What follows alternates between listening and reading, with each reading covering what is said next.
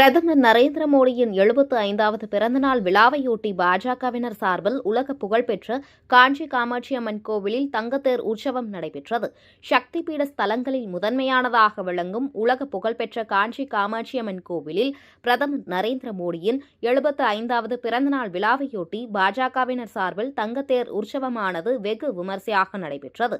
தங்கத்தேர் உற்சவத்தையொட்டி காஞ்சி காமாட்சி அம்மனுக்கு சிறப்பு அபிஷேக ஆராதனைகள் செய்து குங்கும நிற பட்டு உடுத்தி திருவாபரணங்கள், மல்லிகைப்பூ, ரோஜாப்பூ மாலைகள் அணிந்து லட்சுமி, சரஸ்வதி தேவிகளுடன் சிறப்பு அலங்காரத்தில் தங்கத்தேரில் காமாட்சி அம்மன் எழுந்தருளி பக்தர்களுக்கு காட்சியளித்தார். பின்னர் மங்கள வாத்தியங்கள் இசைக்க பக்தர்கள் மற்றும் பாஜகவினர் தங்கத்தேரினை வடம் பிடித்து இழுத்து செல்ல கோவில் உட்பிரகாரத்தில் காஞ்சி காமாட்சி அம்மன் உலா வந்து பக்தர்களுக்கு காட்சியளித்தார்.